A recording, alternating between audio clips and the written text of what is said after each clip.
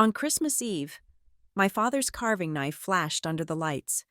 My stepmother's gold bracelet grazed my cheek. A cold slap. He just said, "Don't ruin the holiday." I swallowed blood and smiled at the guests, while the smartwatch on my wrist quietly uploaded the audio file. They thought I was the easy, obedient daughter. They didn't know I'd already built the legal maze they were walking straight into. My name is Riley Calder. I am 32 years old, and I am the Director of Data Security for North Star Quantics. My job is to see patterns in digital noise, to find the invisible threads of malicious intent hidden in billions of lines of code. I build fortresses out of algorithms. At home, I have learned to build them out of silence. We were in Harbor Heights, Michigan. Outside the fortress of timber and glass my father called home, a perfect cinematic snow was falling, muffling the world in white. It was Christmas Eve.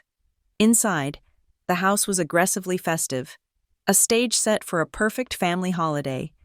The great room's ceiling soared, supported by massive log beams wrapped in twinkling white lights and fragrant pine. A 20-foot fir tree dominated one wall of windows, its ornaments gleaming. The air was thick with the scent of roasted ham, mulled wine, and Lydia's expensive perfume.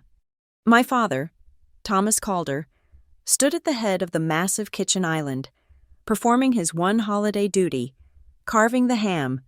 He was a man who moved with deliberate, placid motions, a man who believed that if you simply refused to acknowledge chaos, it would cease to exist. His face was calm, focused on the pink, glistening meat as the knife slid through it. He was dedicated, above all else, to keeping the peace at all costs, his peace. My stepmother, Lydia Cross, was the conductor of this orchestra. She drifted through the room in a cashmere dress the color of expensive wine, her blonde hair pulled back in a chignon so tight it seemed to pull the skin at her temples. She was all sharp angles and icy elegance. This party, this family reunion, was her production. The house was filled with her friends, her distant cousins, people I barely recognized. The sound of their laughter felt brittle, mixing with the low thrum of a Noel jazz playlist. Champagne flutes clicked, and voices murmured about ski conditions and stock dividends. I had spotted the seating chart on a small easel by the dining room entrance. Lydia's calligraphy was flawless, and I was, of course, placed at the far end of the secondary table, near the drafty patio doors. It was a classic Lydia move, physical isolation disguised as logistical necessity. From that corner, I would have no clear view of the head table, no way to read the micro-expressions passing between her and my father. I was sidelined, relegated to the audience, just as she intended. I held my smile in place, the polite, slightly distant smile I had perfected over the last decade. I nodded at an anecdote from one of Lydia's friends, a woman with a laugh like breaking glass. Then I felt it. Not a sound, but a vibration. A specific, coded buzz from the phone concealed in the pocket of my silk trousers. It wasn't a text. It was the digital tripwire I had set. My heart hammered against my ribs. A sudden, frantic bird in a cage. I kept nodding, kept smiling. I waited for the woman to pause for breath, then murmured, "Excuse me, I just need to check on something for a moment." I moved away from the cluster of guests, toward the relative privacy of the pass-through between the kitchen and the dining room. I shielded the phone's screen with my body. The alert was stark, clinical. Critical. Unauthorized access attempt. Calder Legacy Trust. Below it, a string of data confirmed the origin. An IP address internal to this house. A cold wave washed over me. So intense my knees felt weak. They were doing it. Tonight, on Christmas Eve, surrounded by witnesses who would see nothing. My carefully constructed mask of politeness was my only defense. I forced my breathing to remain even. I slipped the phone back into my pocket. To pull it out now, to react, would be to show my hand. I lifted my left arm, a casual gesture, as if checking the time on my smartwatch. My thumb brushed the side of the bezel, a sequence I had practiced until it was muscle memory. The screen remained dark, but a tiny, Haptic pulse against my skin confirmed it. The high-fidelity microphone was active. Every sound, every whisper, every slide of the knife was now being recorded and encrypted, streaming to a secure off-site server. "Riley, darling," Lydia's voice cut through the jazz. She was standing by the end of the kitchen island, partially obscured from the living room by a large floral arrangement. She beckoned me with one long-fingered hand. "Come help me for a second." I walked toward her, my footsteps silent on the polished stone floor. The air between us felt static-charged. She was smiling, but her eyes were like polished steel. My father was 10 feet away, his back to us, still focused on the ham. The noise of the party swelled, a perfect curtain of sound. "We need to talk about the trust. Riley," she whispered, her voice a low hiss beneath the festive noise. "There are some papers, just a formality, for the end-of-year transfer, for the foundation." "The foundation?" I kept my voice neutral, inquisitive. This was new. "The Snowlight Foundation," she said, waving a hand dismissively, as if I were slow. "For charity. Thomas and I set it up. We just need you to sign off on the reallocation. It's for tax purposes." "I don't think my lawyers have mentioned any new foundation. Lydia, I'd need to have them review it." Her smile tightened until it was just a baring of teeth. "Lawyers. Always lawyers with you. Riley, this is family. We don't need lawyers for a simple family matter. You will sign them tonight, before you leave." "I won't be signing anything without review," I said, keeping my voice soft, but firm. The shift was instantaneous. The mask of the gracious hostess vaporized. Her face hardened, and before I could even register the intent, her hand moved. It was not a wild swing. It was a calculated, precise strike. The heavy gold of her bracelet made contact first, a cold, hard line against my cheekbone, followed by the sting of her palm. My head snapped to the side, the sound of the impact completely swallowed by a swell in the jazz music and the laughter from the living room. My cheek throbbed, a sudden, blooming heat. I could taste the metallic tang of blood where my teeth had cut the inside of my lip. I turned my head slowly, not back to her, but to my father. He had stopped carving. The knife was still. He had seen it. His shoulders were rigid. He didn't turn around. He just leaned back slightly. His head angled toward me, and his voice was barely audible, a papery whisper that sliced me deeper than any knife. "Don't ruin the holiday, Riley." He then lifted the carving knife and returned to his work. Slice, slide, slice. I looked back at Lydia. Her chest was rising and falling rapidly, her eyes bright with triumph. She thought she had won. She thought this was the end of it.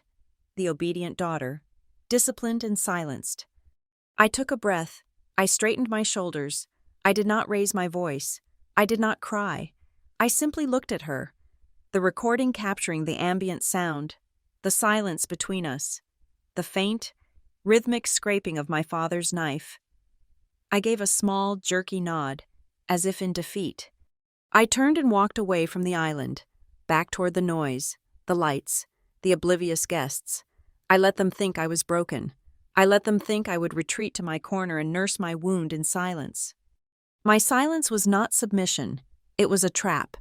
The alert on my phone was the bait, the slap, and my father's words were the evidence. They had just armed me. The holiday was already over. My stage was set. The players were in position, and I was about to let the curtain rise. I pressed a cube of ice from my untouched drink to my cheek, the cold biting into the sting. I kept the polite, vacant smile fixed on my face as I watched Lydia charm a circle of her friends. Her laughter bright and tinkling. The mark on my face was invisible in the dim, festive light, but I could feel it pulsing. It was a punctuation mark on 7 years of theft. It had started small, as it always does. 7 years ago, not long after she married my father, the roof of this very house needed replacing. "We're just a little short on liquidity. Riley," my father had explained over the phone, his voice smooth and reasonable. "Could you float us a loan? Just until the market's correct. I had just received my first significant bonus. I said yes. That was the first withdrawal. Then came Lydia's credit card debt, a misunderstanding with a retailer that amounted to $30,000. Then came the investment in her son Grayson's first startup, a vague lifestyle brand that evaporated in 6 months, taking $50,000 of my dollars with it, the kitchen remodel, the new septic system, the landscaping, the property tax, emergency. I ran the numbers constantly in a locked partition of my personal server. The total, not including interest I never dared to ask for, was $1,900,000. All of it funneled away under the guise of soft loans that were never meant to be repaid. Family is the first bank, Riley, my father always said. Whenever I found the courage to ask for a repayment timeline, he would pat my shoulder, a gesture of paternal benevolence that was meant to close the conversation. It all stays in the family. We support each other. But family had never been a bank for me. I didn't get a trust fund. I got a public school education and a mountain of ambition. I worked night shifts at a 24-hour diner to pay for my undergraduate textbooks, my hands smelling of burnt coffee and bleach when I sat down for my morning exams. I earned scholarships based on code I wrote in my dorm room at 3 a.m. I built my career from nothing, surviving on logic, adrenaline, and an absolute refusal to fail. My success was my own, and to them, that meant it was a resource to be tapped. Lydia was the architect of the narrative. She never asked for money directly. She would sigh about family burdens and supporting Thomas's legacy. She expertly reframed my financial contributions. They weren't loans. They were my iri. They weren't investments in her son. They were giving Grayson the same chances I had. She spun a web of emotional obligation that was designed to make me feel guilty for my own success, as if every dollar I earned was a dollar I was hoarding from them. Everything changed 18 months ago. I was promoted to director at North Star Quantics. It wasn't a standard promotion. I had single-handedly contained a catastrophic ransomware attack, tracing the malware to its source and neutralizing it before it could leak the data of our top-tier clients. The company rewarded me handsomely. My new salary, stock options, and bonus made me, for the first time, truly wealthy. And Lydia noticed. Her tactics shifted. The polite, manipulative phone calls slowed down. She became a hunter. She started helping when I was back home, offering to organize my old room, which I still used when visiting. It's just such a mess. Darling, let me help you sort through this paperwork. I came home one weekend and found her in my room, my file cabinet unlocked. She'd been dusting it. Later that night, I checked the shared family iCloud account, the one they insisted we all use to share holiday photos. In a folder mislabeled recipes, I found them. High-resolution photographs of my private bank statements, my investment portfolio summaries, and the signature page of my North Star employment contract. She had photographed everything. My blood ran cold. This wasn't a disorganized mother-in-law helping. This was reconnaissance. This was a predator assessing the value of her prey. I confronted my father. I showed him the phone, the photos, the timestamps. I watched his face. He didn't show anger, or shock, or betrayal. He showed annoyance. He looked uncomfortable. "Riley, you know how Lydia is," he'd said, turning away to look out the window. "She's just thorough. She worries about security. You of all people should understand that. She photographed my private financial statements. Dad, let's not make a mountain out of a molehill," he said, his voice taking on that familiar, placid, dismissive tone. I'm sure she meant nothing by it. She's just trying to feel included. He refused to see it. He chose not to see it, because seeing it would require action, and action would disrupt his peace. His silence was his complicity. He was the vault, and she was the one with the key. Then came Grayson, Lydia's son, a man in his late 20s with a weak chin and an unearned swagger. 2 months ago, he posted a picture of himself on social media, leaning against a brand-new metallic blue luxury sports car. The caption read, "Crypto gains paying off. Hard work matters." I recognized the down payment. It was the precise $80,000 I had transferred to my father 3 weeks prior, designated for an emergency property line dispute that, I later discovered, never existed. They had taken my emergency fund and bought Lydia's son a toy. That was the moment the switch flipped. The daughter in me, the one who craved her father's approval, finally died. The security expert took her place. I didn't yell. I didn't cry. I downloaded the photo. I screen captured the crypto post. I opened a new encrypted file on my server. Separate from the one tracking the loans, I labeled it Case File. I began to build my arsenal. I archived every email.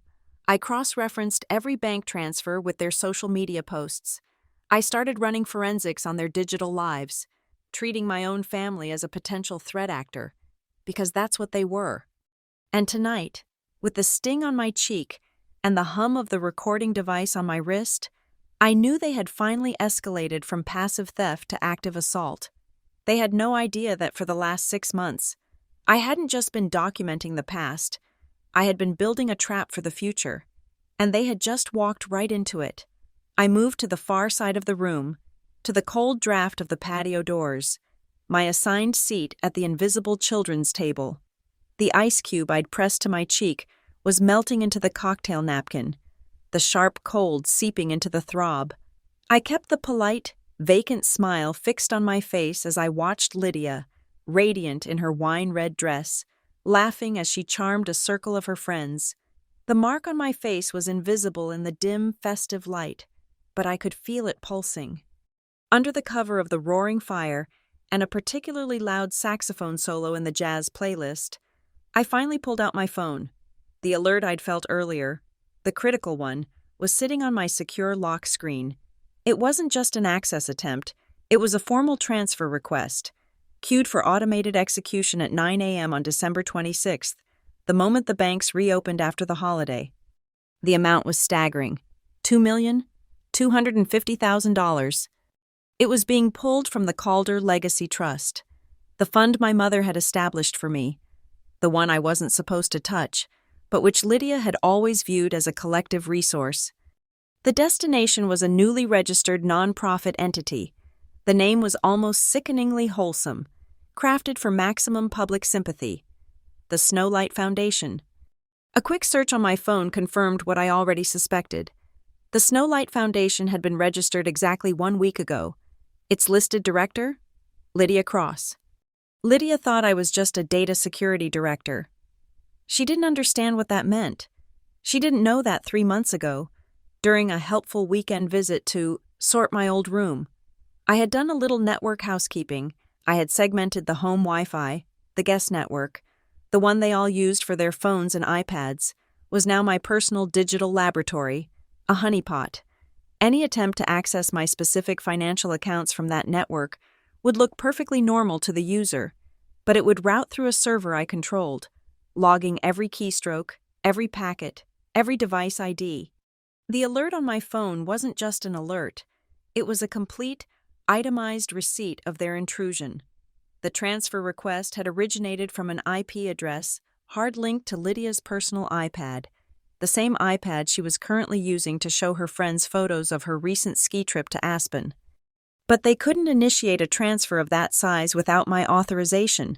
My digital signature was required, a multi-factor authentication process I had designed myself. They couldn't bypass it, which meant they either thought they could force me to sign it, or they thought they already had the power to sign for me.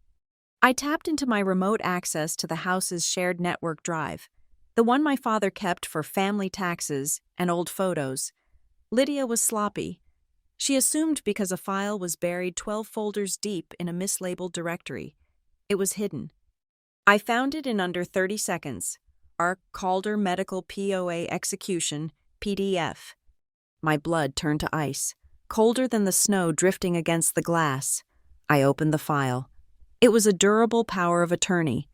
It granted Lydia Cross full, sweeping control over all my assets, including the Legacy Trust, in the event of my temporary or permanent incapacitation as certified by a physician. And there, at the bottom, was my signature, R. Calder.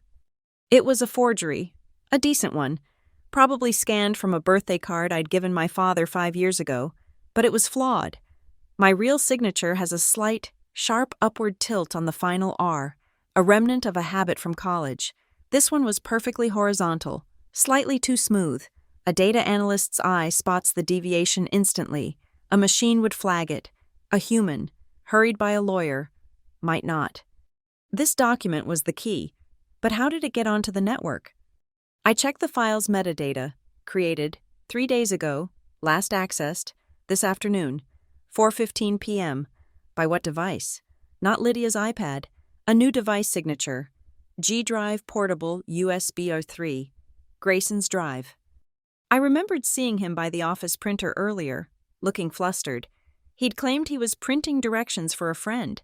He wasn't printing. He was uploading the weapon. He was the digital mule, carrying the forged document into the system, ready for Lydia to deploy. Incapacitation. The word echoed in my head. This wasn't just theft. It was a synchronized, multi-pronged plan. They needed to make me unstable. I initiated a keyword search on the router logs, filtering for Lydia's email traffic in the last 48 hours. It was all there, every packet captured and logged by my system.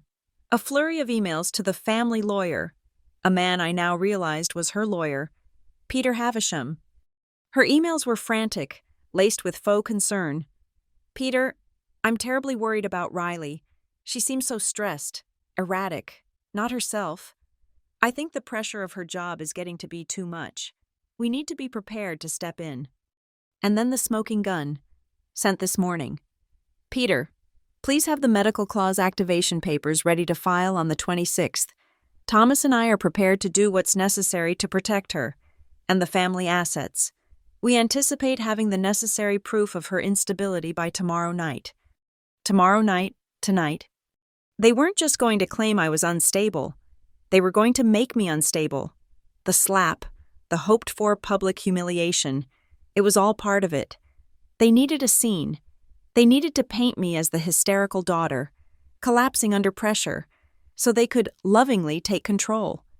My gaze drifted from my phone to the buffet table, where a large silver punch bowl of eggnog sat, gleaming under the lights.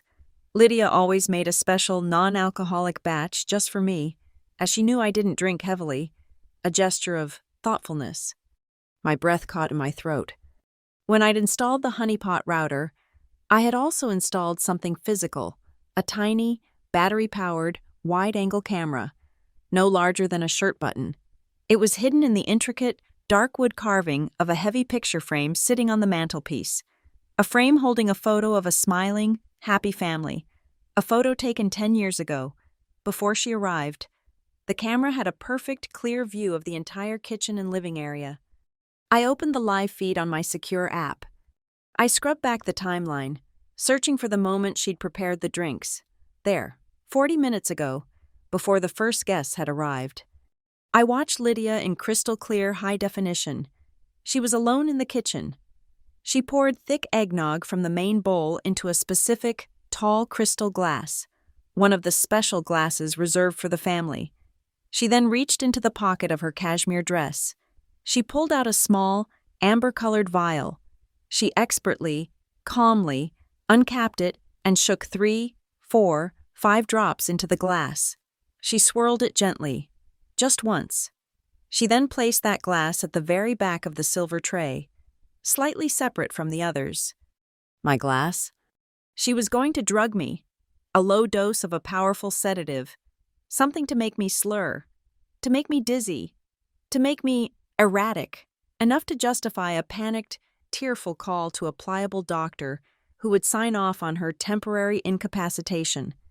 My mind raced back to 20 minutes ago. Just before the confrontation in the kitchen, Lydia had glided over to me, holding that exact silver tray. "Riley, darling, you look exhausted.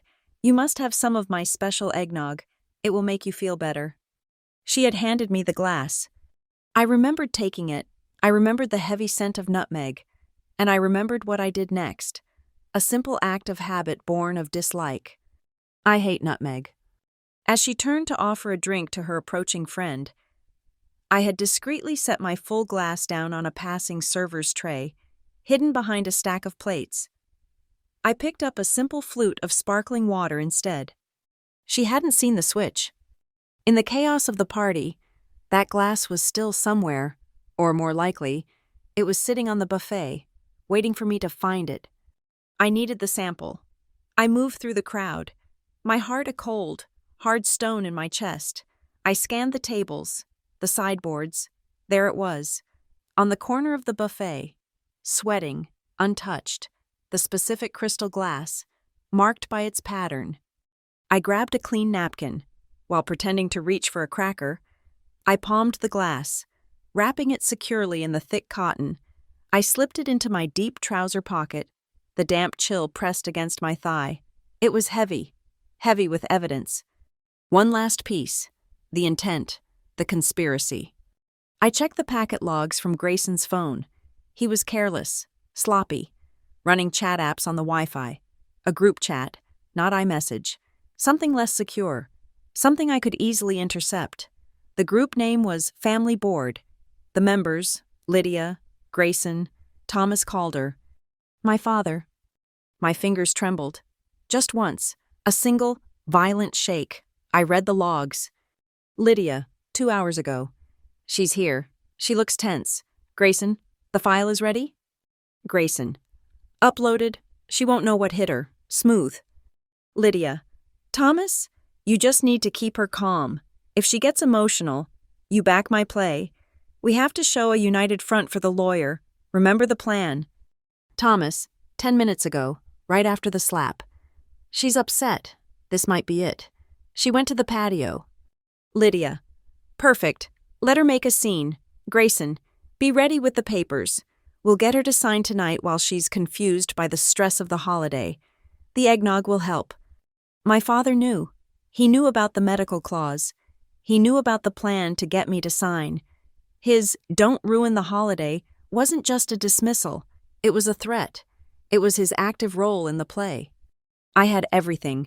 The digital intrusion, the forged power of attorney, the high-definition video of the drugging attempt, the physical, untainted sample of the drugged eggnog, and the written conspiracy, in their own words, implicating all three of them. I closed my phone. I stood up, smoothing the front of my trousers, the damp napkin cold against my leg. I walked to the quiet entryway, away from the prying eyes, into the shadow of the tall, dark front door. I selected a contact from my secure, encrypted address book, a name Lydia had never heard of. Patricia Hale, my real lawyer. I typed a single, pre-arranged message. The package is on the doorstep. It was the signal. It meant the trap was sprung. It meant the evidence was secured. It meant they were on the move. They were less than 5 minutes away. I turned back to the party, my face a mask of perfect, calm neutrality. I was ready. The performance was about to enter its final act. I walked back into the warmth of the great room, the digital signal sent. My team was mobile. 5 minutes. I felt a strange, cold calm settle over me, the adrenaline sharpening my senses to a razor's edge, the noise of the party, the buzz of 30 conversations, the high notes of the saxophone, all of it seemed to recede, becoming a flat, distant hum. Lydia was watching me. Her eyes, across the expanse of the room, were narrow slits of calculation. My plan, my defense, had been too effective. I had not taken the bait.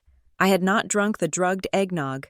I was not stumbling, or slurring, or creating the erratic scene she had promised her lawyer. I was standing straight. I was sober. I was composed. This, to her, was not a victory, but a complication. And Lydia Cross did not tolerate complications. If the target will not become unstable on their own, you must force the instability. She moved, her path intersecting mine as I headed for the patio doors. She was a silken predator, her smile plastered on for the benefit of the surrounding guests. Riley. Darling, she said, her voice a theatrical whisper. I simply must show you the new ice sculpture for the patio. It just arrived. She did not wait for an answer. Her fingers, cold and strong, wrapped around my upper arm. She was not guiding me. She was propelling me. She steered me past the end of the bar, past the oblivious guests, and back toward the kitchen. But not the main island. She pulled me into the shadows of the alcove by the double ovens, a pocket of relative silence and heat between the bright living room and the gleaming stainless steel. We were partially hidden by a stack of catering trays, but not completely. "I don't know what childish game you think you're playing," she hissed. The moment the shadow of the alcove enveloped us, the transformation was instantaneous. The gracious hostess evaporated. Her face was a mask of cold, controlled fury. "But it ends now." She released my arm only to reach into the pocket of her cashmere dress. She produced a single, neatly folded piece of paper. It was not the bulky power of attorney. This was something simpler. "This is the confirmation for the Snowlight Foundation transfer, the one I mentioned to you earlier.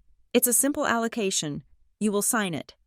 I looked at the paper. It was thick, expensive bond, the kind reserved for documents of importance. I looked up at her face, at the entitlement blazing in her eyes. "No, Lydia," I said, my voice quiet, but carrying in the small space. "I won't be signing that." Her plan, her entire complex, multi-million-dollar heist, was teetering on this single moment. She had the forged POA, but a countersignature tonight, while I was stressed, would make it ironclad. My refusal was not something she had prepared for.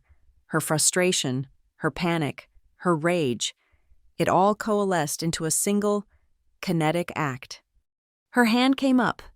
It was not a wild, uncontrolled swing.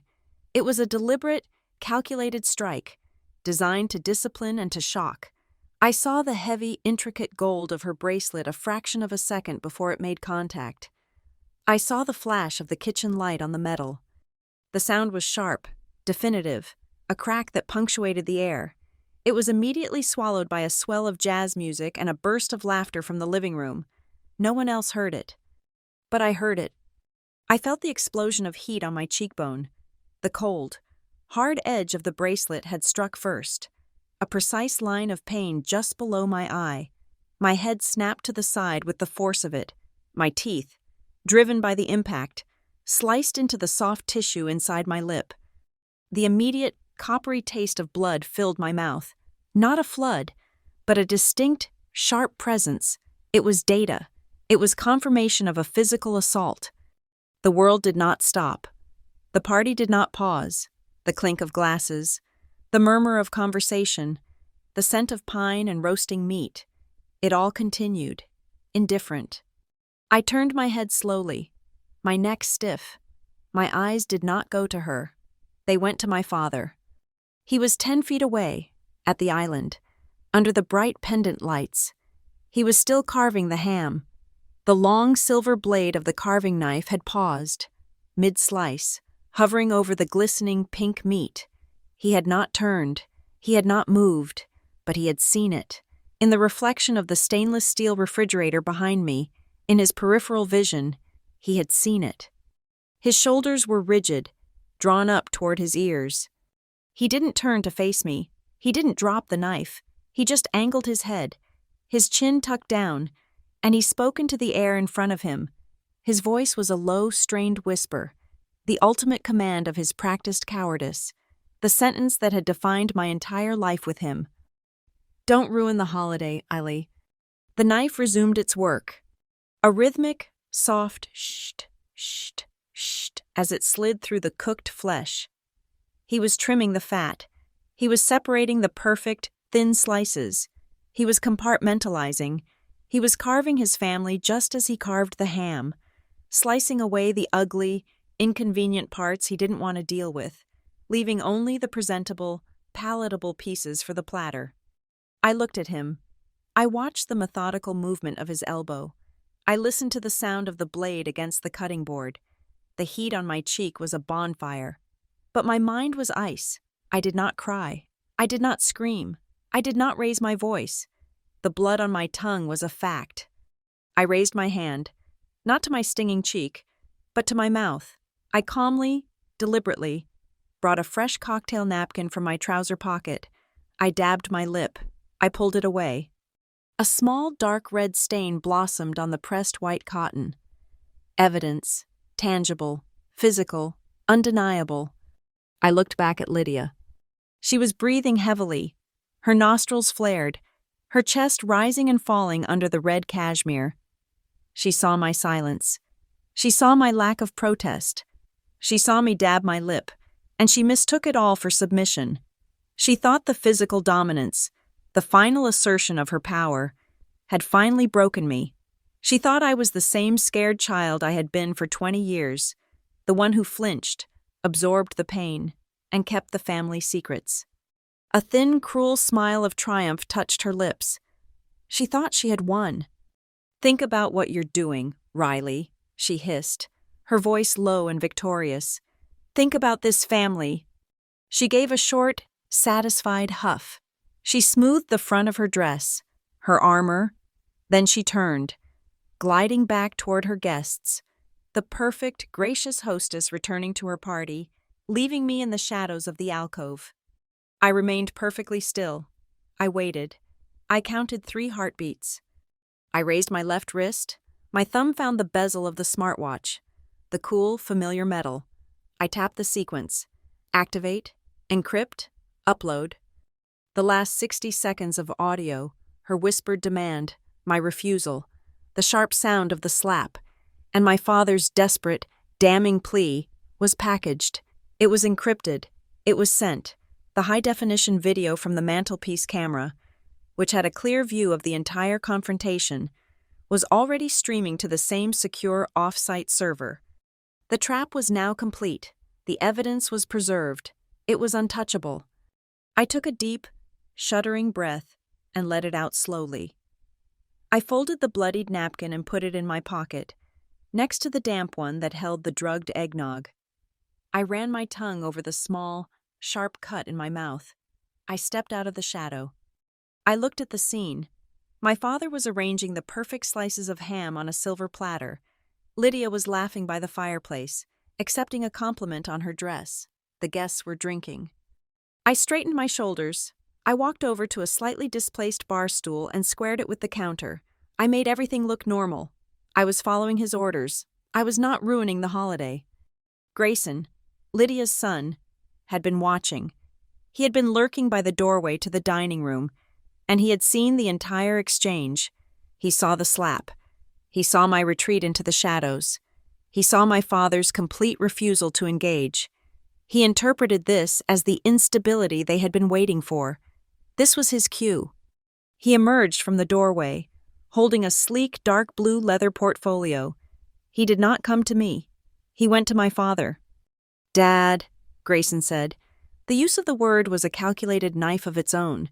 He sounded casual, supportive, a partner in business. "Just need your signature on the coordinating documents for the foundation, the ones Peter Havisham sent over, just to finalize the transfer." My father looked at the portfolio. He looked at the platter of ham. He looked, just for a fraction of a second, across the room at me. I met his gaze. I held it. My face was a mask of cold, neutral observation. The red mark on my cheek was beginning to bloom, a faint shadow in the golden light. I offered him no exit. I offered him no comfort. I offered him no forgiveness. I just watched. His hand trembled. It was a small motion, a tiny vibration in his fingertips, but I saw it. The man who lived his life avoiding confrontation was being forced to make the final move, to cast his lot. He wiped his hands on a clean kitchen towel. He took the pen from Grayson's outstretched hand. He uncapped it. He leaned over the documents spread on the kitchen counter, his shoulders hunched. He was choosing. He was choosing her. He was choosing the lie, the theft, the violence, all to keep his holiday peaceful. He put the pen to the paper, and the doorbell rang. It was not a festive musical chime. It was a firm, solid, two-tone ding-dong. It cut through the music, through the laughter, through the entire artifice of the evening. Grayson looked up, his face a mask of annoyance. Lydia froze mid-laugh, her smile hardening. My father paused, the pen hovering just millimeters above the signature line, a droplet of ink welling at the tip. The jazz music seemed to fade. The laughter died into murmurs. Ding dong. It rang again, more insistent this time. Solid, authoritative. My father looked at Lydia, a desperate question in his eyes. I spoke, my voice cut through the sudden, anxious silence. It was clear, calm, and perfectly projected. I'll get it. I turned away from them. I walked through the suddenly quiet room, past the confused faces of the guests. I walked to the heavy oak front door. I put my hand on the cold brass handle. I turned it. Patricia Hale stood on the porch, snowflakes dusting the shoulders of her dark wool coat. She was not smiling. Beside her stood a tall man I recognized as the private investigator she employed, and a younger woman holding a heavy-duty, shock-proof carrying case, a forensics technician. "Riley Calder?" Patricia asked, her voice pure, crisp business. "I am," I said. "We're here to discuss a matter of urgent asset protection." Her eyes looked past me, into the warm, festive room, her gaze sweeping over the scene. Her eyes landed on Lydia, then my father, who was still holding the pen. "May we come in?" I stepped back, opening the door wide. The cold, snow-laced air swirled into the entryway, a sudden, clean shock against the overheated, perfumed atmosphere of the party. Patricia Hale stepped inside, her presence immediately commanding the space. She was not tall, but she possessed a density, a centered gravity that made her the immediate focal point of the room. Her dark wool coat was immaculate, her eyes sharp and missing nothing. The private investigator, a tall man named Karski, and the forensics technician, a young woman with a calm, professional face, followed her in, their feet silent on the polished floorboards. The party had died. The jazz music was a thin, reedy sound in the background. Guests stood in awkward clusters, their champagne flutes frozen halfway to their lips. Lydia, her face a mask of pale, confused fury, stepped forward. "I'm sorry. Who are you? This is a private party." My father was still standing at the kitchen island, the uncapped pen still clutched in his hand. Grayson had stuffed the leather portfolio half under his arm, his eyes darting between Patricia and me. "My name is Patricia Hale," Patricia said, her voice cutting through the room with the clean, sharp edge of a scalpel. It was not loud, but it was absolute. "I am counsel for Ms. Riley Calder. I am here to serve a court-ordered temporary restraining order and an order for the preservation of assets and evidence." She held up a sheaf of documents. Karski, the investigator, stepped forward and handed copies directly to Lydia, to my father, and to a stunned-looking Grayson. "This is absurd," Lydia sputtered, her eyes scanning the first page. "Riley, what is this? Tell them to leave." I said nothing. I simply moved to stand near Patricia, a silent alignment. "This order," Patricia continued, addressing the room but looking directly at Lydia, "concerns the entity known as the Snowlight Foundation, as well as the personal assets of Lydia Cross, Thomas Calder, and Grayson Cross, pending an investigation into conspiracy to commit fraud, forgery, and identity theft." "Fraud?" My father's voice was a reedy, choked sound. The pen finally dropped from his fingers, clattering onto the granite countertop. "Patricia, is it? There must be some misunderstanding." "There is no misunderstanding. Mr. Calder?" Patricia said. She gestured to the forensics technician, who placed her heavy-duty case on the entryway table and unlatched it. "We have substantial evidence to support these claims. Shall I enumerate?" She didn't wait for an answer. "Exhibit A, a durable power of attorney, filed digitally with your family counsel, Mr. Havisham, purporting to grant Lydia Cross full control over Ms. Calder's assets, including the Calder Legacy Trust. In the event of her incapacitation, this document was filed on December 19th of this year." "That's a medical document," Lydia interjected, her voice sharp with indignation. "We were worried about her. She's been unwell." "Were you?" Patricia's voice was devoid of emotion. The signature on that document, R. Calder, is a forgery, a competent one, but a forgery nonetheless. The net, the pen pressure, and the terminal loop are inconsistent with Ms. Calder's verified signature. More importantly, on December 19th, the day this document was supposedly signed in Harbor Heights, Ms. Calder was delivering a keynote address on cybersecurity in Frankfurt, Germany. We have her travel itineraries, her passport stamps, and the time-stamped video of her address to the conference. She was not on this continent. A collective, soft gasp went through the room. One of Lydia's friends looked as if she might faint.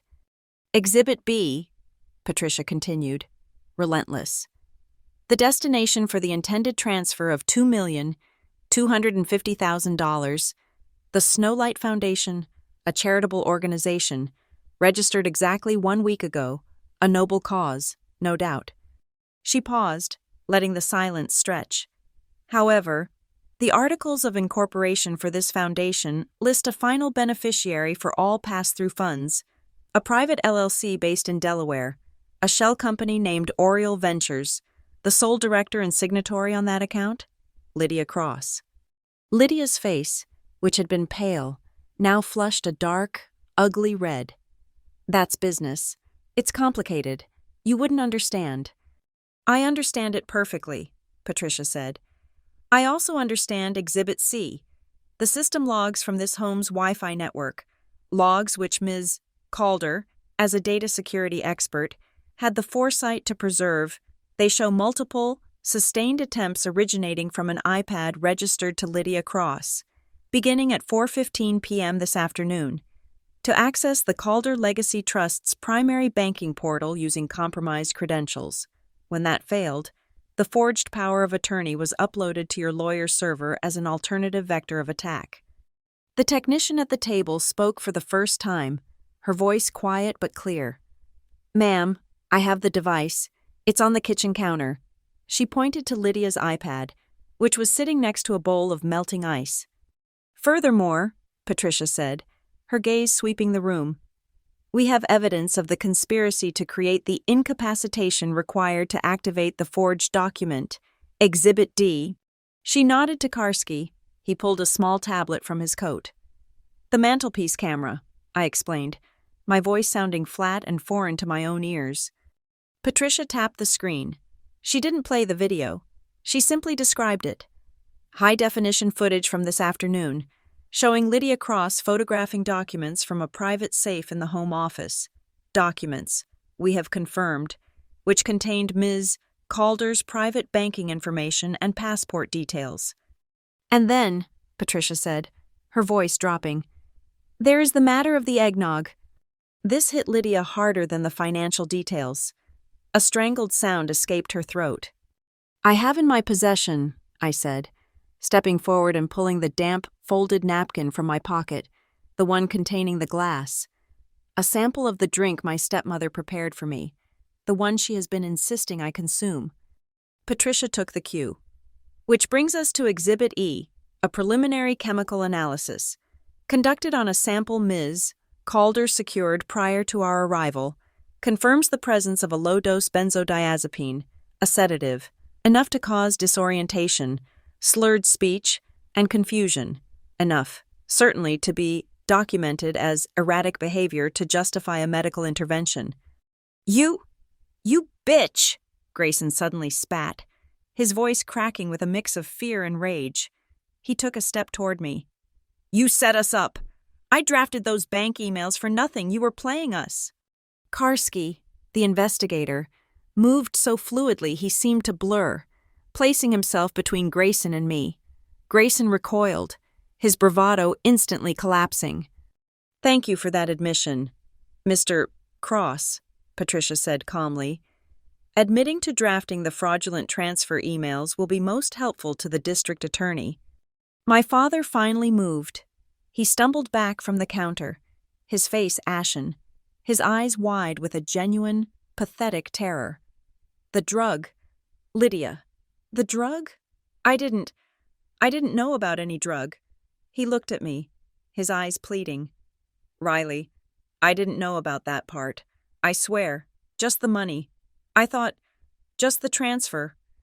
His voice trailed off as he realized what he had just admitted. He had denied the sedative, but explicitly confessed to the fraud. "You knew," I whispered. "It wasn't a question." "Mr. Calder," Patricia said, "your admission is noted." She produced the final set of papers. "This is the temporary restraining order. It is effective immediately. It freezes all assets associated with the Snowlight Foundation and Oriole Ventures. It also prevents Lydia Cross, Thomas Calder, and Grayson Cross from transferring, selling, or liquidating any personal assets over the value of $1,000 without a court hearing." She handed the final, signed copy to my father, who took it with a shaking hand. "And finally," Patricia said, pulling out her phone, "we have the matter of the trust itself. The Calder Legacy Trust is overseen by an independent trust protector, whose job is to prevent exactly this kind of malfeasance. We have him on a secure line from Zurich." She tapped her screen, putting the call on speaker. A crisp, Swiss-German voice filled the silent room.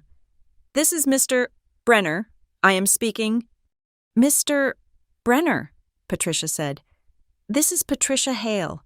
We are with Ms. Riley Calder. We have submitted the documentation we discussed. Can you confirm your findings regarding the R. Calder Power of Attorney document?"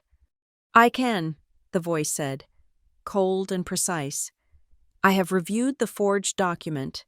I have reviewed Ms. Calder's verified travel itinerary. I have reviewed the logs showing the transfer request to the unrecognized Shell Foundation. The attempted action is a clear and egregious breach of the Trust's covenants. The power of attorney is void.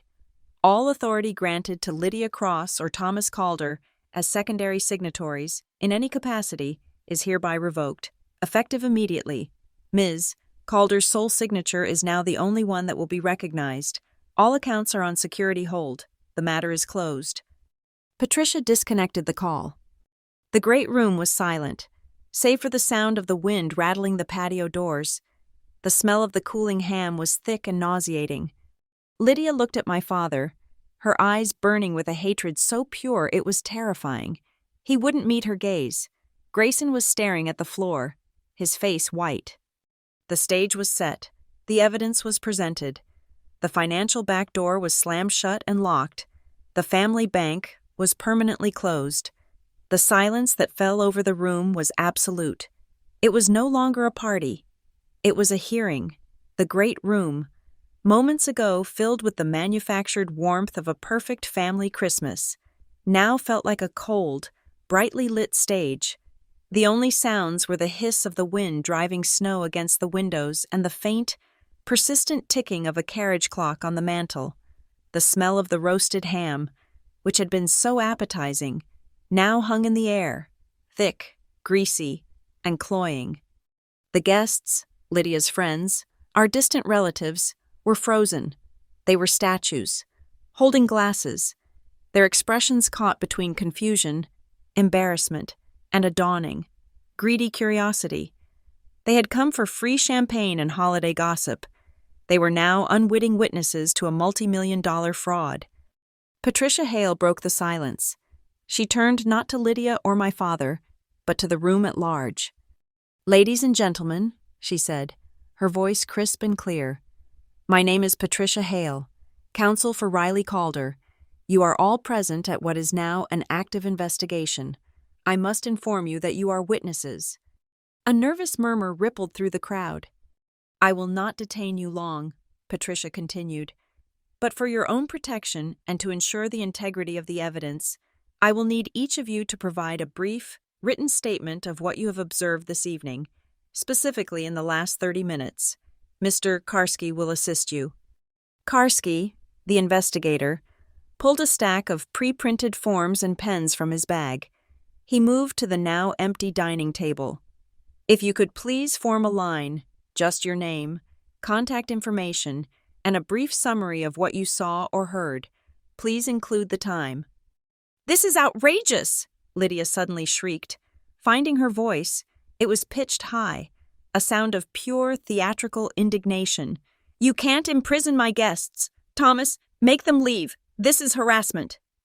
"It is the preservation of evidence, Ms. Cross," Patricia said calmly. "You are free to leave, of course," she added to the guests, "but a statement provided now, while your memory is fresh, will be given significant weight by the authorities. We are simply offering you the chance to be on the correct side of the record." No one moved toward the door. The allure of being part of the drama, of being on the correct side, was too strong.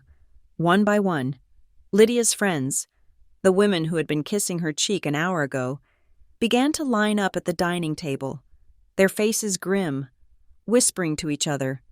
Lydia watched, her face contorting with rage, as her social circle was turned, with bureaucratic efficiency, into a line of witnesses against her. "You have no proof," Lydia hissed, her eyes locking on me. "Nothing but the word of this ungrateful, hysterical girl."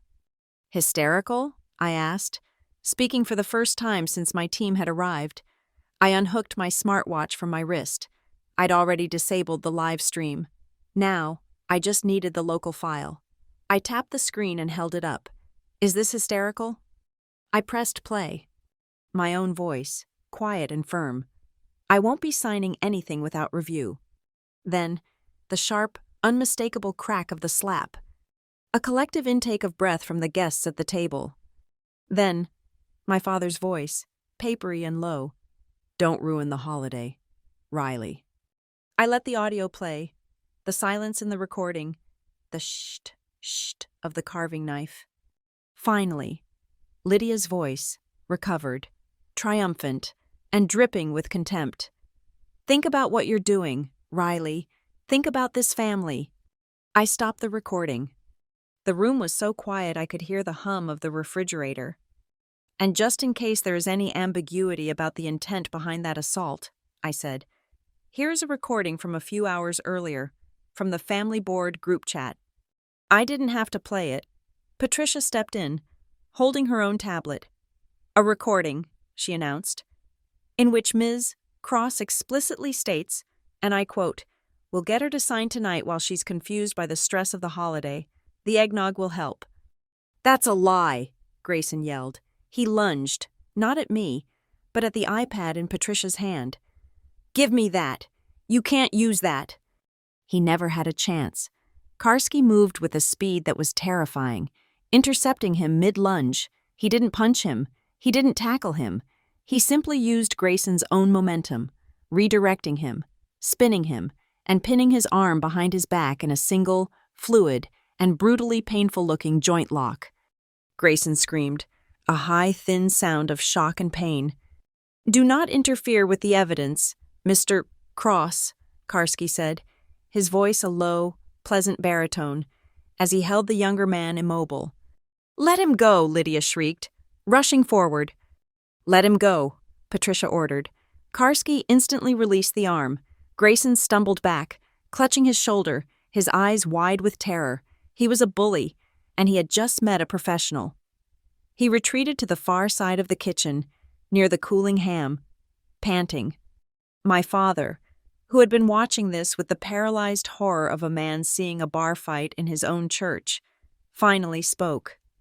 "Please," he begged, his voice cracking. He looked at Patricia, at me, at the guests. "Please, can we not do this? It's Christmas Eve. Can't we wait? Wait until after the holiday. We can sort this out, as a family." The old words, the old shield, "Don't ruin the holiday," as a family.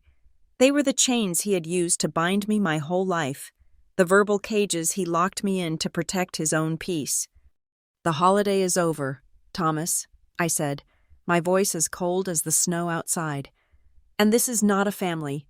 It's a conspiracy." Lydia saw she was losing. The evidence was overwhelming. Her son was neutralized. Her husband was a puddle of useless pleas. So she did the only thing she had left to do. She became the victim. She burst into tears. It was a spectacular performance. Her shoulders heaved. Her hands flew to her face, and she let out a wrenching, theatrical sob. "How can you do this?" she cried, her voice muffled by her perfectly manicured hands. She aimed her performance at the guests, her audience. "After everything I've done for this family, for her, I took her in. I raised her as my own. And this is the thanks I get? This disrespect." She was good. She was very, very good. A few of the guests at the witness table looked uncertain, their pens pausing. "She's unstable," Lydia cried, lowering her hands to reveal a face of tragic, tear-streaked sorrow. "Look at what she's doing. She's ruining Christmas. All of this attack. It's because she's stressed. The pressure of her job. We were only trying to help her." She had delivered her lines. She had used the exact words from her email to the lawyer. Stressed, unstable, help. Patricia Hale did not raise her voice. She simply waited for the sob to subside into a hitching breath. "Ms. Cross?" Patricia said, her voice a detached, academic curiosity. "You claim you were only trying to help, through the Snowlight Foundation, a noble goal." "Yes," Lydia said, seizing the lifeline. "For charity, for children." "A noble goal," Patricia repeated, "which is why I'm struggling to understand the wire transfer logs we've uncovered from Oriole Ventures, your shell company." Lydia's tears stopped, as if a tap had been turned off. "Can you explain," Patricia asked, "why Oriole Ventures, a Delaware LLC, has an operating account registered in the Bahamas, and why, in the last 6 months, it has received over $400,000 in consulting fees from 3 different offshore accounts, all of which we've traced back to entities you control?" Lydia's face went blank. The performance was over. This was a fact she had not prepared for. I don't know what you're talking about," she stammered. "You don't?" Patricia pressed.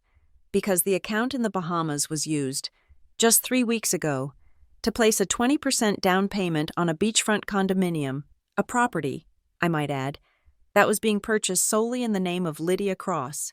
Not Lydia and Thomas Calder, just you. This was new information, even to me." I looked at my father.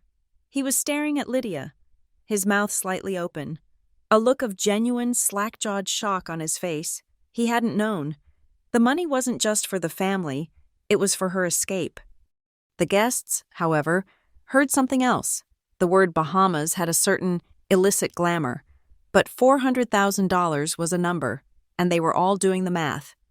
A small woman at the back of the room, an elderly aunt named Marie, who had been watching with bird-like intensity, suddenly spoke, her voice thin but piercing. "The gifts," she said. Everyone turned to her. "The gifts," she repeated, looking at Lydia. "The trip you sponsored for the church group, the art grant you gave my son, the new car you bought for the minister. You always said you were blessed. You said Thomas's business was booming." She looked from Lydia to my father, and then, finally, to me. Her eyes widened. "Oh my God," she whispered, her hand flying to her mouth. "That money, was that money from Riley?" The bubble burst. The social contract that held the room together didn't just crack, it vaporized. The murmuring exploded. "Is that true, Lydia? The down payment on my condo, you helped me. Was that all those loans to Grayson?" Lydia's friends were no longer witnesses. They were potential victims, or at least accessories. They were looking at their own bank statements in their heads, reappraising every generous gesture, every soft loan, every angel investment Lydia had ever made in their presence. They were realizing, in real time, that they had been applauding a thief who was spending someone else's money. "That's enough," Patricia said, cutting through the rising panic. "Mr. Karski, please escort the guests out once their statements are signed." "Ma'am," she said to the forensics technician, "please proceed. Secure all digital devices on the kitchen counter and in the home office. And please," she added, pointing to the hallway, "place an evidence seal on the home office safe. We will have a police detail here within the hour to secure it properly." I stood apart from it all, by the cold patio door. I watched as the guests, Lydia's entire social structure, scrambled to sign their papers, their faces pale, their eyes avoiding Lydia's. They weren't friends. They were just people who had enjoyed the proximity to money. I did not cry. I did not feel triumph. I felt a cold, clean emptiness. I had built a case. I had executed a plan. I had collected the data. And now, I was just noting the reactions. My father, slumped against the counter, looked 10 years older. Grayson looked like a cornered, feral animal. And Lydia, she was standing perfectly still, her hands clenched at her sides, her chest heaving. She was watching me, her eyes burning with a hatred so pure, so bottomless. It was the most honest thing I had ever seen from her. She had been beaten, and she knew it. The performance was over. This was the real person. This was the person I had been fighting my entire life. The room was churning, a vortex of low, panicked whispers. Aunt Marie's question, "Was that money from Riley?" hung in the air, unanswered, but everyone already knew the truth. They were looking at Lydia with a new, horrifying clarity, seeing not a generous matriarch, but the smiling face of a parasite who had attached herself to my accounts. Karski was trying to get them to finish their statements, but the guests were now more interested in comparing notes, in recalculating their own histories with Lydia. I held up a hand. The room, surprisingly, fell silent. They weren't listening to me as Riley, the daughter. They were listening to me as the one with the lawyer, the one with the evidence, the one who held all the cards. The power in the room had not just shifted, it had inverted. "To answer your question, Aunt Marie," I said, my voice projecting into the silence. "Yes, the money was from me." I walked to the center of the room, standing between the cold fireplace and the long dining table where the witnesses were gathered. "And I would suggest," I said, my gaze sweeping over the faces of Lydia's friends and the stunned relatives, "that anyone in this room who has received a significant gift, a loan, or a charitable sponsorship from Lydia Cross in the last 5 years should prepare to speak to their own accountants. You will likely need to refile your taxes, and you may be hearing from my legal team." A fresh wave of low, horrified murmurs. "For 7 years," I continued, "I have been helping this family. I have advanced funds for this house's roof, for Lydia's credit card debt, for the emergency septic system, for the startup capital for Grayson's failed businesses, for the $80,000 sports car he claimed he bought with crypto gains. The total I have advanced to Thomas and Lydia Calder is $1,900,000. Not a single dollar has ever been repaid." I let the number hang in the air. 1,900,000. It was a vulgar, shocking sum. It made the room feel cheap. "My father," I said, turning to look at Thomas, who was leaning against the counter, his face gray, "always told me that family is the first bank, but a bank implies repayment. This wasn't a bank. This was a shakedown. My money was not a family fund to be dipped into at will. It was my money. And tonight, they tried to take the rest of it, all at once." I looked back at the guests. "You are not just witnesses to a family argument. You are witnesses to the attempted, premeditated theft of $2.25 million. That is what you are signing your names to." Right on cue. As if summoned by the gravity of the words, there was a new presence at the door. 2 uniformed police officers from the Harbor Heights precinct stepped inside. They were not aggressive. They were quiet, professional. Their expressions carefully neutral. They had been called by Patricia's team, requested to keep the peace and secure a scene pending a fraud investigation. One was older, with a graying mustache. The other was younger, her eyes taking in the scene with quick, efficient glances. "Ms. Hale?" the older officer asked, his voice a low rumble. "Officer Stanton, thank you for coming," Patricia said, walking over to meet them. "The situation is contained. We have served the restraining order. We just need assistance in securing digital evidence until a full forensic warrant can be issued." "No problem," the officer said. He looked at the technician. "What do you need?" "The devices on the counter," the technician said. pointing to Lydia's iPad and Grayson's phone. "And the home office, second door on the left. The safe has been sealed, but the desktop computer and router need to be secured." "Got it." The younger officer moved toward the kitchen counter. Grayson, seeing her approach his phone, seemed to shrink, flattening himself against the wall. This was the final, undeniable signal. The arrival of the police, the casual, procedural way they began tagging and bagging the electronics, turned the scene from a high-stakes family drama into a common criminal proceeding. This was real. My father, Thomas Calder, who had built his entire life on avoiding scenes, on maintaining a veneer of placid respectability, finally broke. He stumbled forward, his hands outstretched, not to me, but to Patricia. "Please," he said, his voice a desperate, shaking wheeze. This is a mistake, a misunderstanding. We can fix this. I'll pay it back. I promise. Riley." He turned to me, his eyes swimming with tears. They were real tears, I realized, not of remorse, but of pure, abject terror. His reputation, his comfortable life, his peace, it was all dissolving in front of him. "Riley, please. Bo, I just wanted this house to be peaceful. I just wanted everyone to be happy, for one holiday." The old excuse, the final, pathetic defense, the reason he looked away from the slap, the reason he co-signed the fraud, all for peace. I looked at him, the man who had abandoned me to a predator for the sake of quiet evenings, the man who, just 30 minutes ago, had told me not to ruin the ham.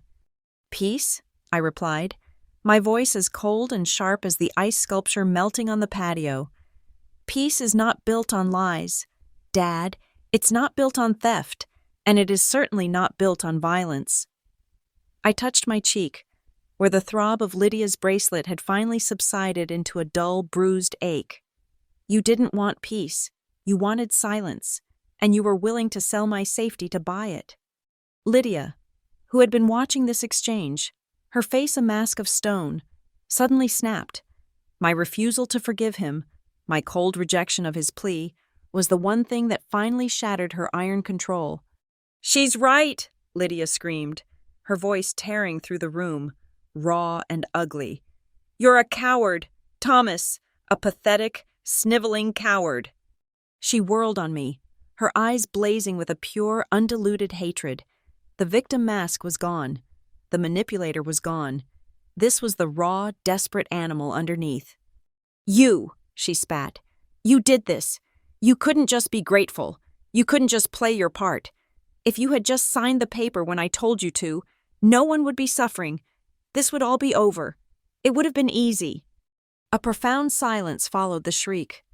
Every person in the room, the officers, the guests, Karski, Patricia, my father, stared at her. It was a full confession, a direct, unambiguous admission of intent. I looked down at my left wrist. My smartwatch was still on the table where I'd left it after playing the audio. Its tiny microphone indicator light was still on. It had been recording everything. "Thank you, Lydia," I said quietly. "I appreciate you clarifying your motives for the record." Her eyes darted to the watch, the color drained from her face. She had just, in a fit of rage, immolated her entire legal defense. Grayson, seeing his mother's catastrophic mistake, seeing the police officers, seeing his entire future of easy money vanish, made one last, desperate attempt. He pushed himself off the wall, his hands up in a gesture of frantic negotiation. Wait, okay, wait, he babbled, looking at Patricia. This is just a family dispute. It's a loan. We can pay it back. I can pay it back. We can set up a plan. Installments, right? We can do installments. We don't need all this. He was actually trying to negotiate. He was a child trying to bargain for a lower allowance, completely oblivious to the fact that he was in a sinking ship, holding the forged documents. Patricia Hale looked at him with a gaze of mild, academic pity. "Mr. Cross," she said, "you are being investigated for felony wire fraud, conspiracy, and identity theft. These are not civil matters. You cannot negotiate an installment plan for multiple federal crimes. I strongly suggest you stop talking. Immediately.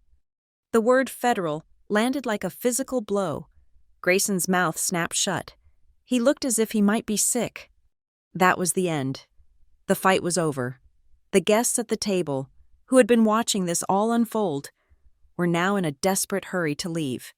They signed their statements with quick, jerky motions, their eyes fixed on the paper, avoiding eye contact with me, with Lydia, with anyone.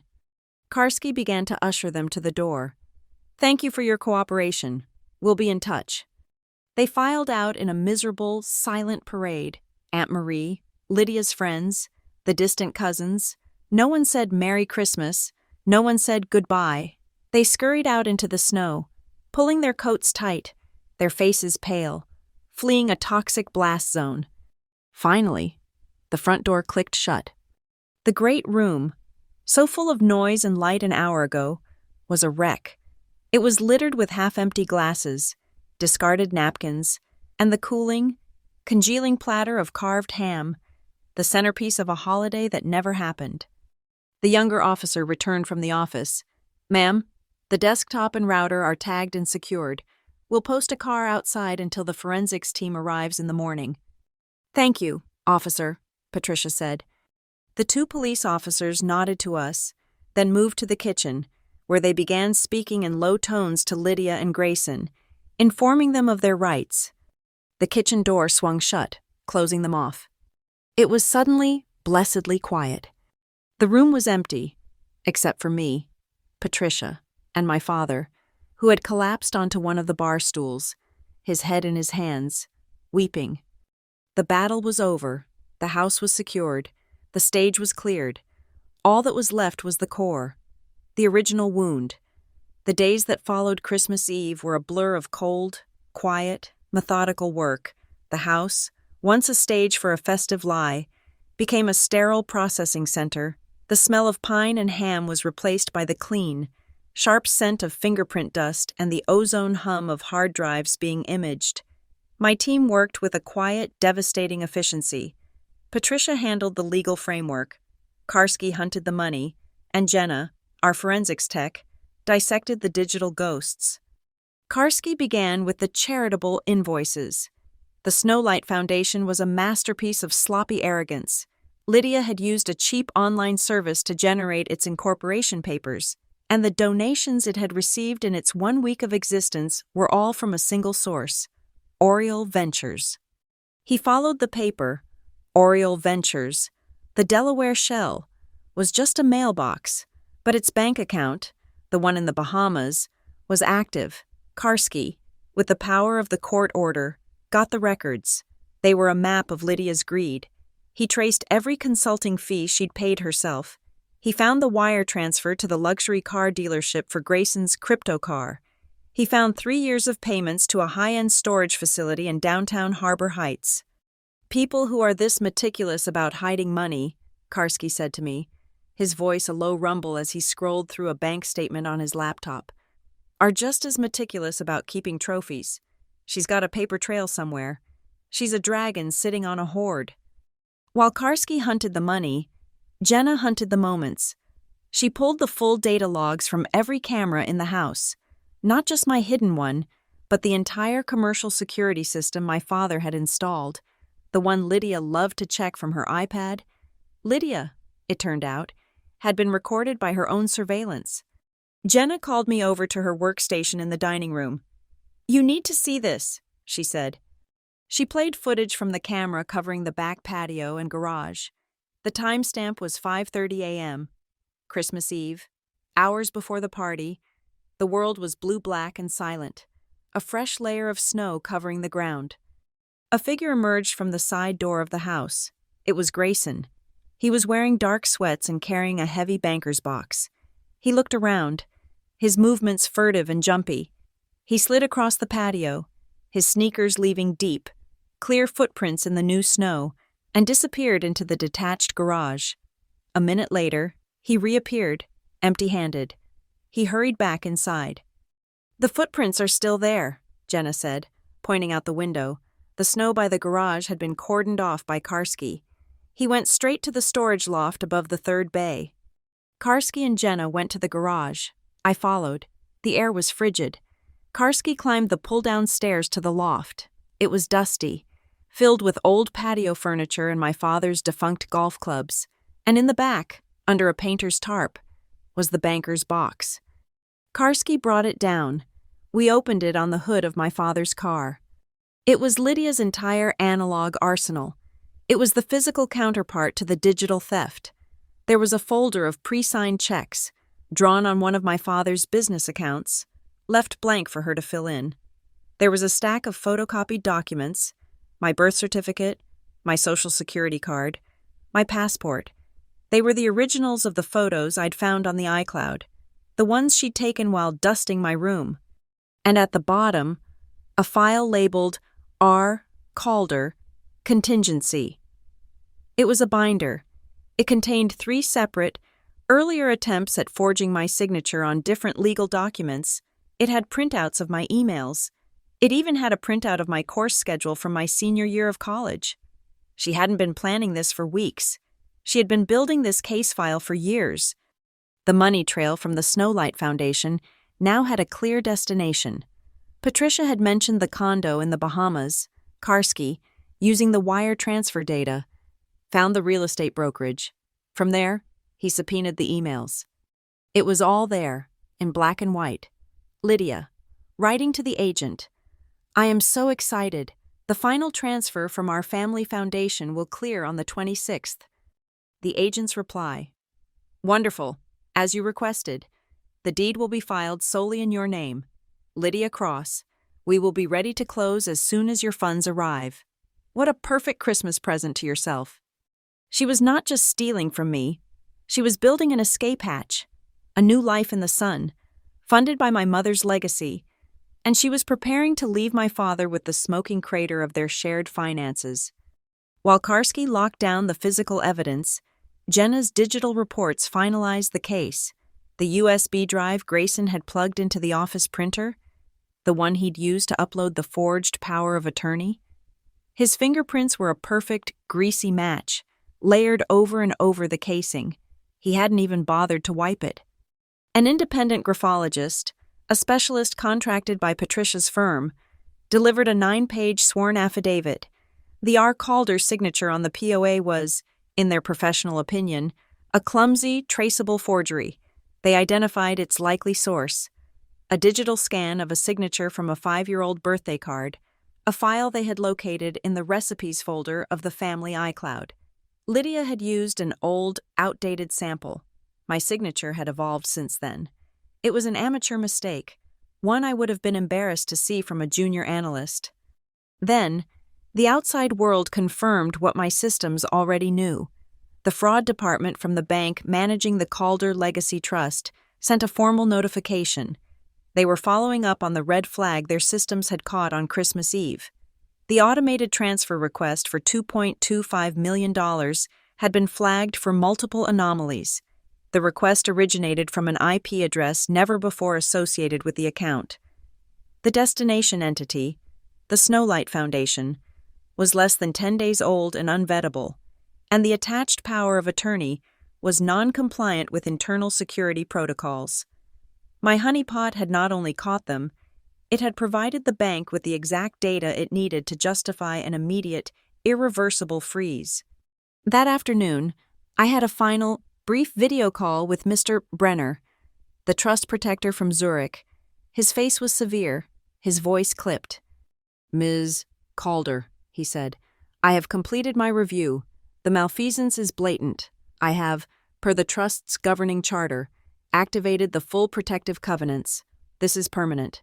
Your father, Thomas Calder, and Lydia Cross have been scrubbed from all secondary, tertiary, and emergency guardianship provisions. They no longer exist in the legal framework of this trust. Your control is absolute. I am sorry this was necessary." The last piece was my father. He sat with Patricia in the cold dining room 2 days after Christmas, his lawyer present on speakerphone. He was no longer the weeping, terrified man from the party. He was just a shell, hollowed out, gray, and exhausted. His confession was quiet, monotone, and utterly damning. He admitted that Lydia had taken over all financial planning shortly after their marriage. He said he hated the details, that he trusted her to manage things. He admitted to signing the Snowlight Foundation papers without reading them. He admitted to signing the coordinating documents Grayson put in front of him. His defense was simple. He didn't know the specifics. He just did what she said to keep the peace. He had, in effect, abdicated his entire life, his finances, his morality, his role as a father, to her, all for a quiet house. Patricia clicked her pen. She had what she needed. That evening, she and I sat in the living room, the boxes of evidence stacked by the door, marked for the district attorney's office. "It's done," she said. "We have the money trail. We have the digital forensics. We have the physical evidence of premeditation. We have the forged document and the expert analysis. We have the audio and video of the assault and the drugging attempt. And we have a full confession of conspiracy from your father and an on-the-record, spontaneous admission from Lydia herself." She closed the file. "The civil case for recovery and damages is airtight. We'll file tomorrow. But this is something more." She tapped the thickest binder, the one labeled Criminal Complaint. "This is one of the strongest cases for prosecution I have ever seen. It's ready for the DA." Patricia had left. Karski and the forensics team were gone. The evidence was boxed and labeled, waiting in the hallway. The house was unnervingly quiet. The police officers were in the entryway, writing their preliminary reports, their presence a quiet, bureaucratic occupation of the space. I was in the kitchen, running a clean cloth over the granite countertop, an absurd, mechanical need for order. The platter of ham, congealing and cold, was still there. I had picked it up to throw it away, but my father had stopped me. "No," he'd said. "Leave it. I'll clean it up." He was standing on the other side of the island, the same island where he had carved the ham, the long silver carving knife, which the forensics team had photographed and left, lay on the dark wood cutting board. It was clean. He had, at some point in the chaos, washed it, the one piece of evidence he had managed to scrub clean. He was looking at the knife, not at me. The silence in the kitchen stretched, pulled thin and tight, filled only by the hum of the sub-zero refrigerator and the distant scratch of the officers' pens in the foyer. "I let it go too far," he whispered. His voice was a dry rustle, the sound of dead leaves. I stopped wiping the counter. I looked at his reflection in the dark glass of the oven door, a hunched, gray shape. "How long?" I asked. My voice was flat, devoid of emotion. It was a data query, nothing more. He didn't pretend to misunderstand. I saw the emails, the ones about the foundation." He paused, his hand tracing the handle of the clean knife. "She said it was complex, for taxes, a way to protect the assets." "Protect them from who? Dad? From me?" "No," he said, too quickly. He finally looked up. His eyes were red-rimmed, empty. "From everything. She said you were volatile, that your job, that you might lose it, that we needed a way to hold things for you, in case you weren't well." "And you believed that?" He looked down. I hate confrontation. Riley, you know that. I hate it. I thought if I just gave her what she wanted, it would be peaceful. The money. It's just money. I just wanted peace." The word, peace, the same word he had used on Christmas Eve, the word he had used as a shield his entire life, the one he hid behind while the world burned around him. I walked around the island until I was standing directly in front of him. He flinched, as if expecting to be hit. I pointed, my finger aiming at my own face. The bruise, 2 days old, was no longer a faint red mark. It was a deep, ugly, yellowish-purple bloom under my eye, a constellation of broken blood vessels. "You told me not to ruin the holiday," I said, my voice a low, lethal whisper. I was standing right here. She hit me. And you turned your back. You told me not to ruin things. I leaned in, forcing him to meet my gaze. I'll ask you a simple question. Dad, who was supposed to protect me? Who was supposed to protect me from her? The question landed. It broke through the wall of his denial, his cowardice, his desperate need for quiet. It was the one variable he could not factor away. His face crumpled. It was not a performance, not like Lydia's. It was a complete structural collapse. A sound, a terrible, dry sob, tore itself from his chest. He covered his face with his shaking hands, and the tears, the real, hot tears of a man who has seen the sum of his failures, ran through his fingers. I'm sorry, he wept, his voice muffled, pathetic. Oh God, Riley, I'm sorry. I'm sorry. He cried for a long time. I did not move. I did not comfort him. I did not touch him. I did not offer him a single word of absolution. I was a column of ice, watching him drown in the mess he had allowed. Finally, his sobs quieted. He wiped his face, his hands still trembling. I'll fix it, he stammered, his voice thick. I'll separate from her. I'll file for divorce. I'll cooperate. Whatever you need. I'll testify.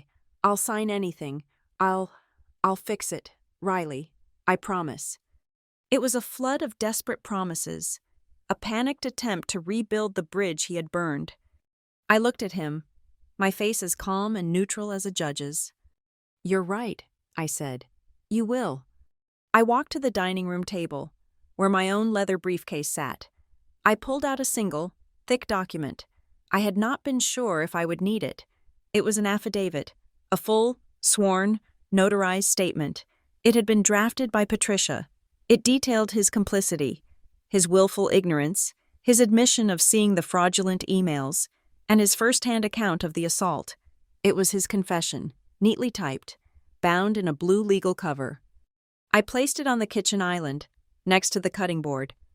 I pulled a heavy, expensive pen from my briefcase, a pen designed for signing important things.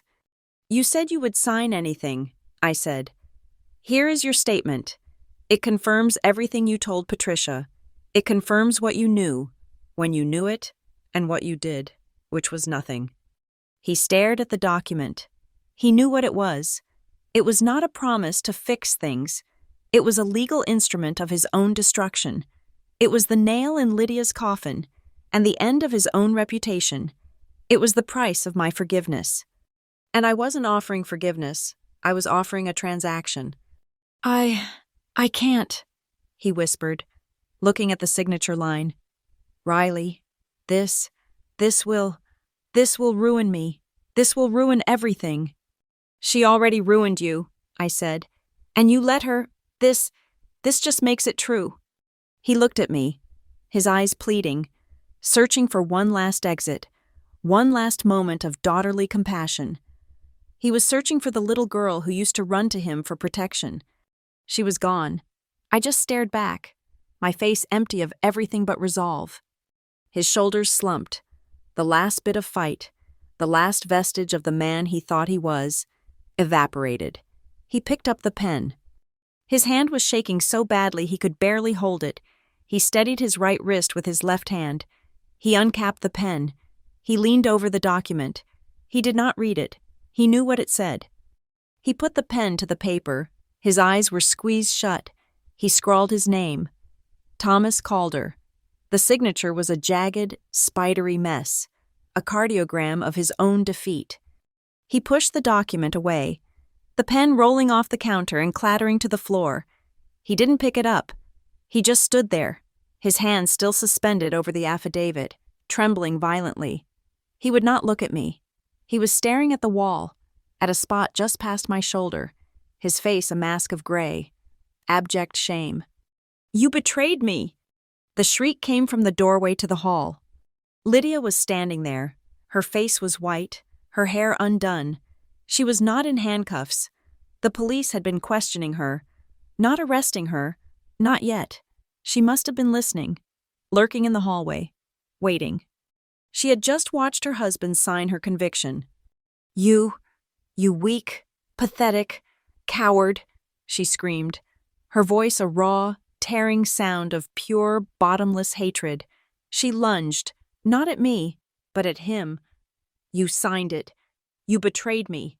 After everything I did for you. I built this life. I... She never finished the sentence. The two police officers were on her in an instant. They had heard the shriek, the confession of motive, the entire violent exchange.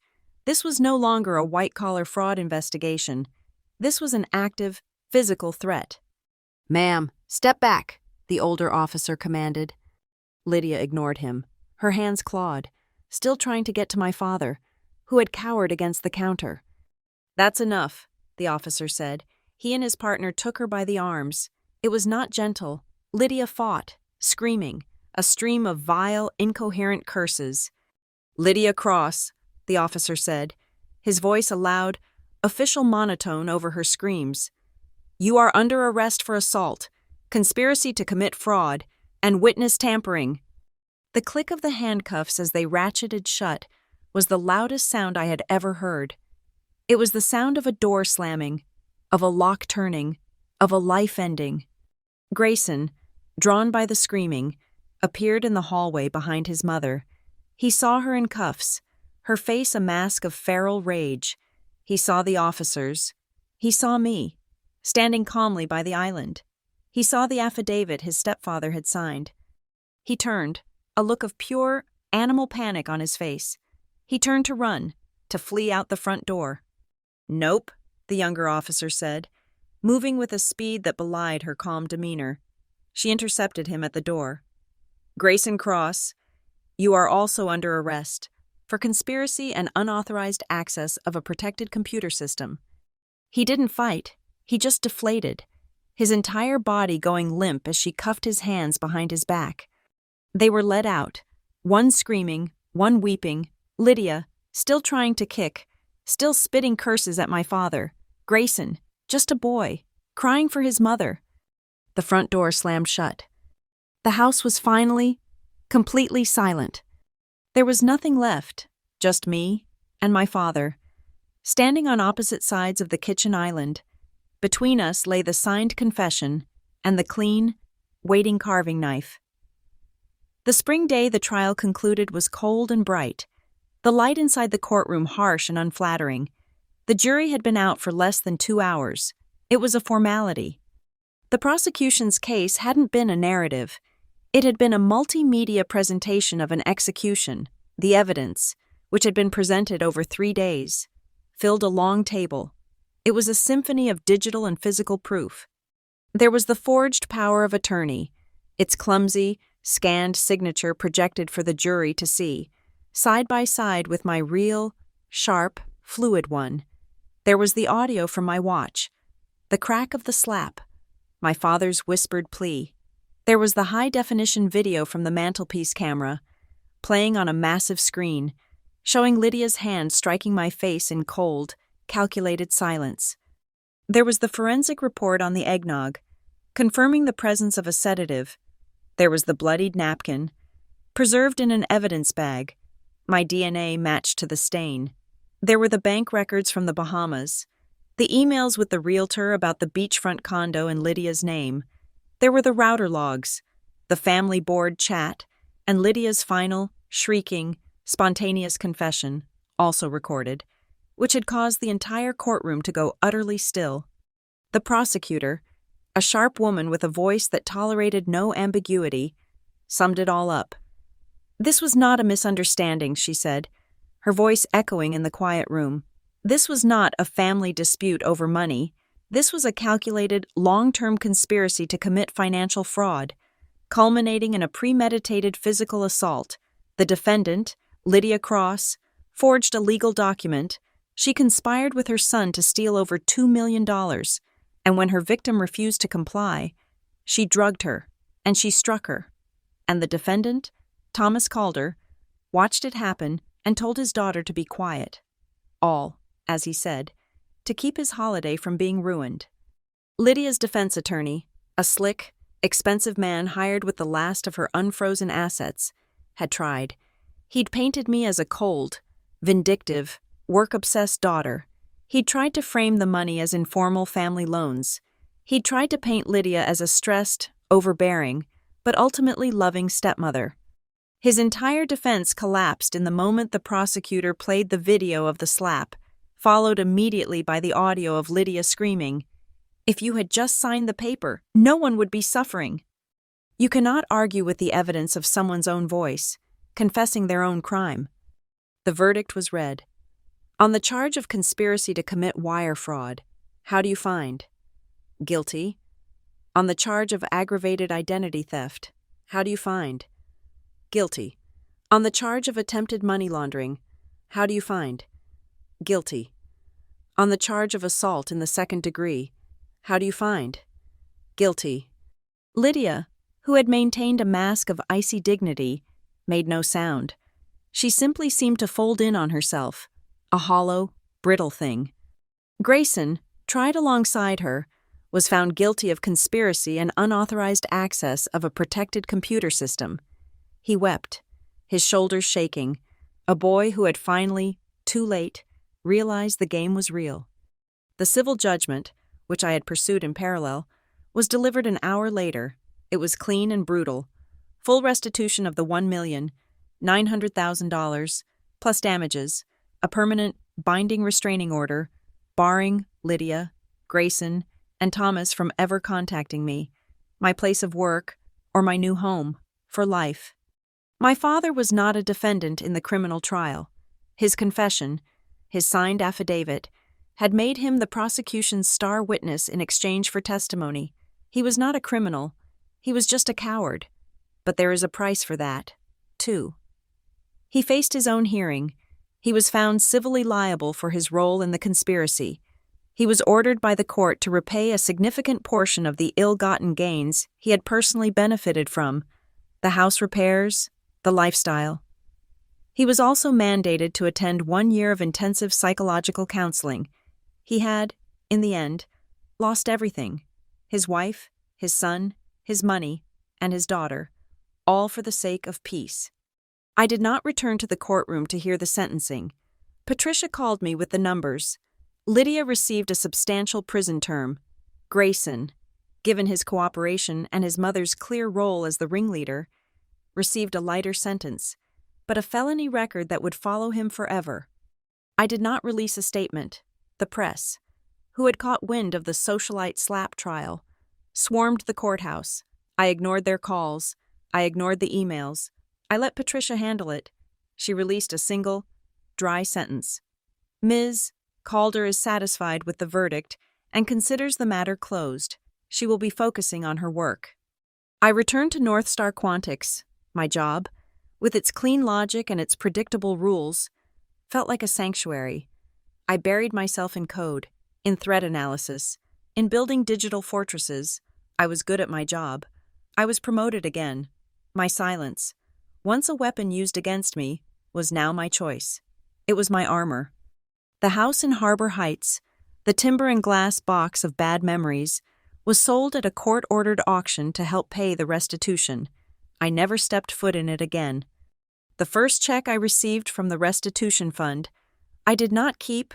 I endorsed it, the full amount, and sent it to a national foundation that provides legal aid to adult survivors of domestic financial abuse. I routed the stolen money to where it should have gone in the first place, to help people who, like me, had found themselves in a family that was not a bank, but a vault with a thief inside. A year passed. The seasons turned. It was Christmas Eve. I was in my new apartment, a clean, modern space high above the city, with windows that looked out onto nothing but the sky and the water. It was quiet. It was mine. The snow was falling, thick and silent, coating the city in a clean white blanket. In my kitchen, small, warm, and bright, a single-serving ham was roasting in the oven. The scent of cloves and brown sugar filled the air. When it was done, I took it out. I placed it on my own small cutting board. I picked up my own carving knife. It felt balanced in my hand. Solid. I sliced a single, perfect peace. I put it on a plate. I poured a glass of wine. I opened the window. Just a crack, letting in the cold, clean air, the sound of the wind, the absolute silence of the snow. I looked out at the lights of the city, blurred by the falling flakes. I took a bite. It was good. I raised my glass, a silent toast to myself, to the walls I had built, to the clean, cold truth. Don't ruin the holiday, I whispered to the empty, peaceful room, by ignoring the truth. The knot was untied, the cage was broken. I was, for the first time in my life, completely and totally free. Thank you so much for listening to this story. Let us know in the comments where you're listening from. We'd love to connect and hear your thoughts. Please subscribe to Lila Revenge Stories, like this video, and if you can, support us by hitting the hype button so more people can hear it.